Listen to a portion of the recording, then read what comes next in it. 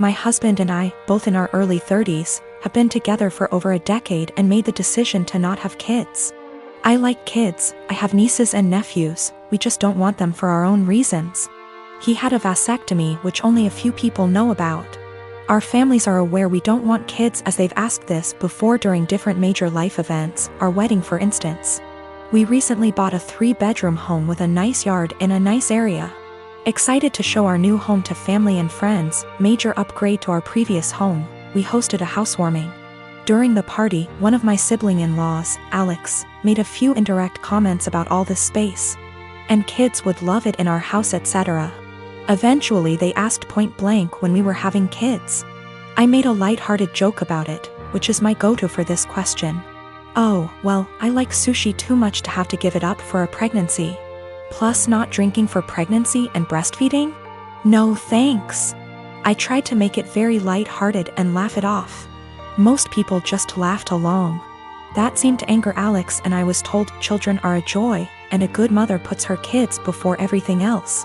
I agreed, children are a joy, I like spending time with the nieces and nephews. And obviously I can't be a good mom if I chose sushi over kids, so I just won't be a mom, paraphrased.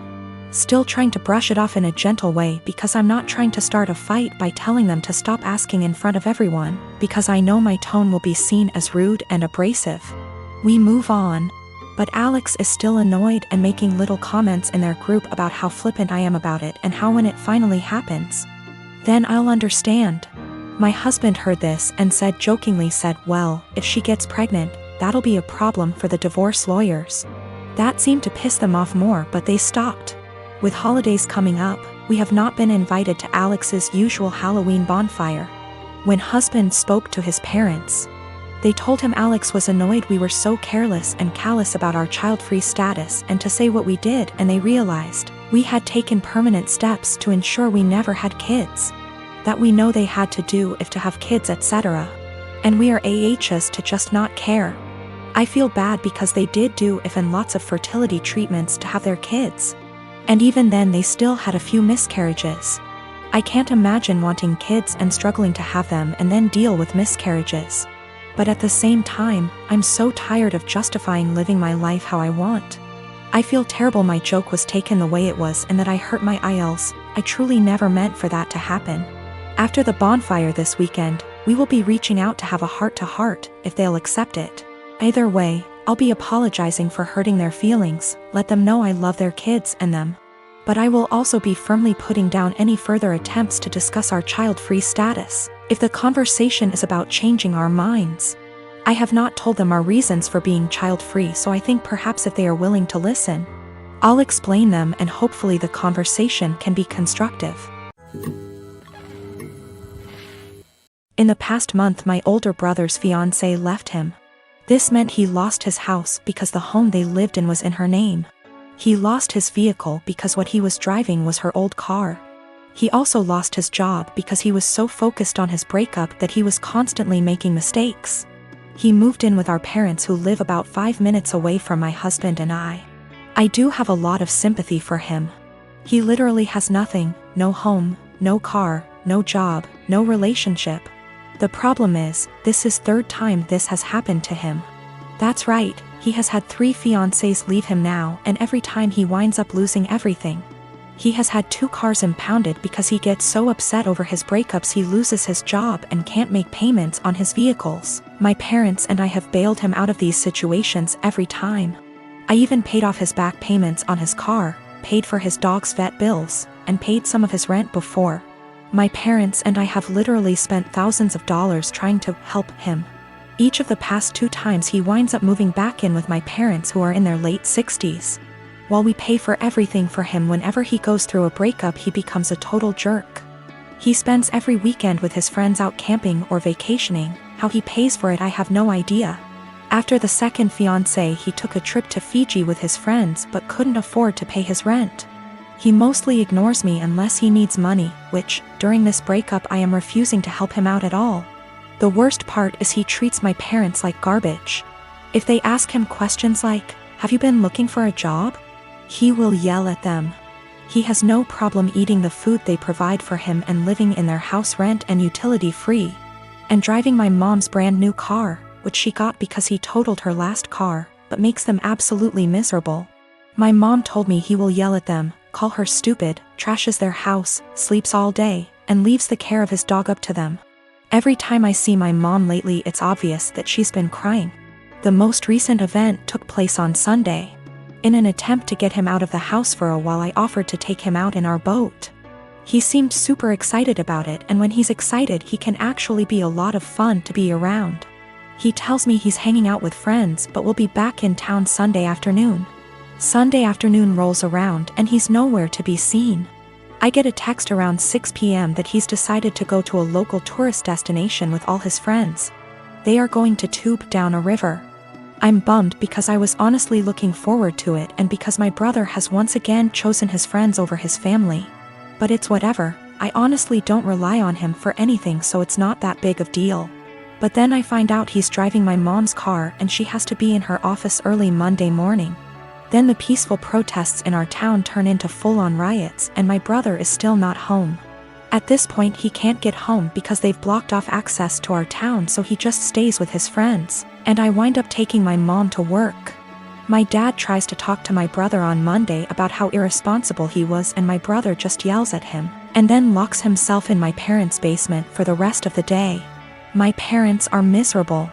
They want to help and have always said they will do anything for us kids.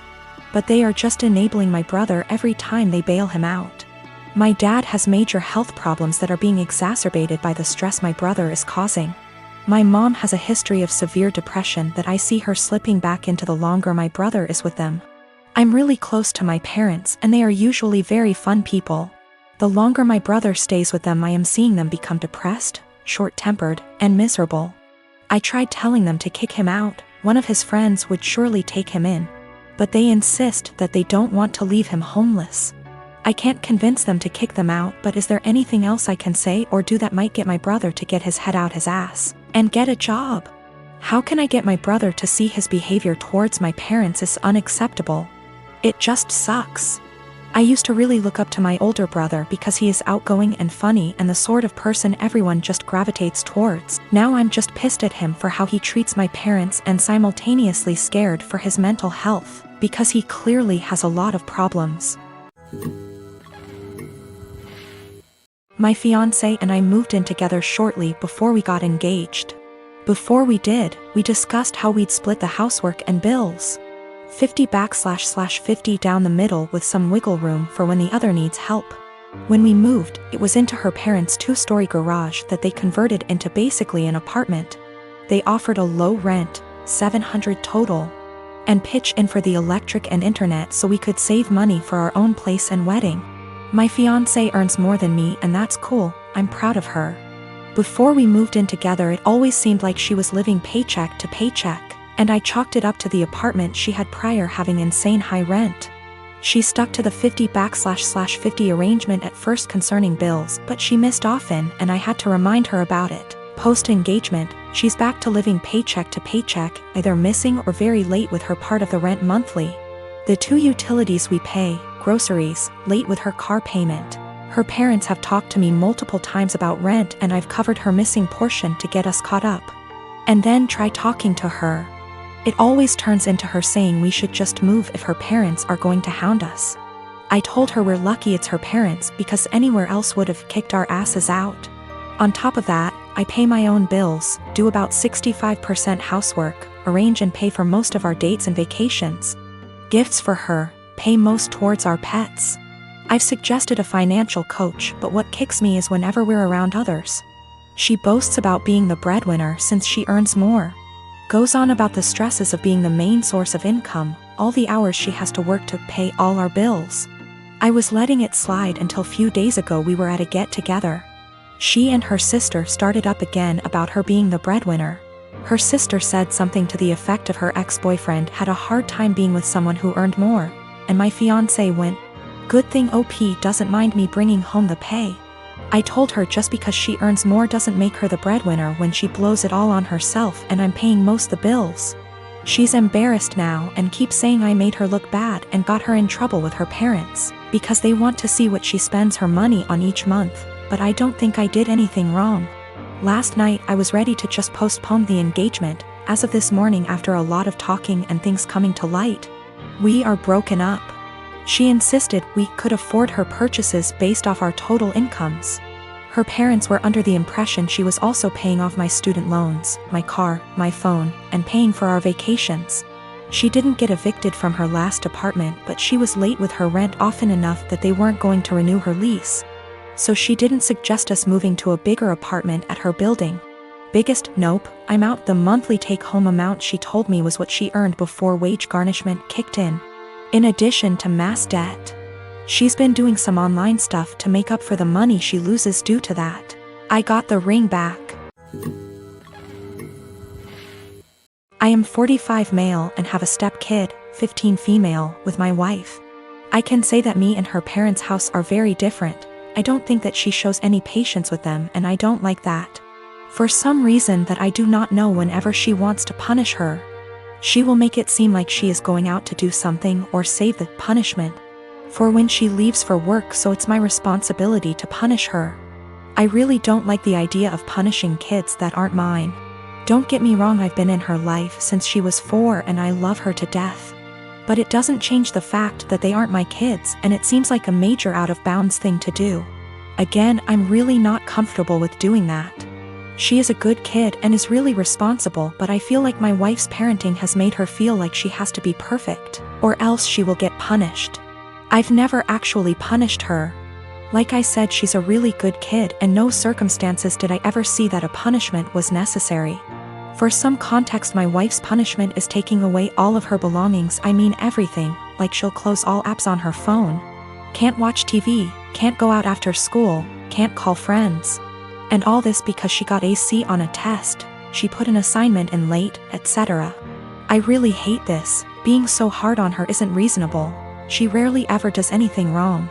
I mean, last year she probably had 2 assignments turned in late throughout the whole year. These things don't need such harsh punishments, they just need to be left off with a warning. And when she tells me to punish her, that's all I do. I give her a warning, and she does just fine after that. I think a warning is even a stretch. Accidents happen, and overworking a kid isn't going to end well. I just tell her that if she needs help with school, I'd be happy to help so these don't happen. She's come to me a few times for it, but other than that, she's smart, and most of these were just her being overworked with school. My wife never caught on to this until the other day when I was talking to he about her school, because her mom said she got a report from her teacher that she wasn't focusing. Again, I didn't punish her, I just asked why she wasn't, and she said she was just tired from school and sports. I said that's fine, and if it's too much she doesn't have to go to sports this week because it's not like it mandatory. My wife overheard because she came back inside when she forgot something. She was mad at me, saying that it doesn't teach them a valuable lesson. I said it's been working just fine and she's too hard on her. She did the whole "I'm just a stepdad." Said her way is torturing her kid. She's not focusing in class because she's trying to please everyone and get an A. So she'll stay up all night and overwork herself to do so, but then she's to blame when that didn't go right. She's not speaking to me now.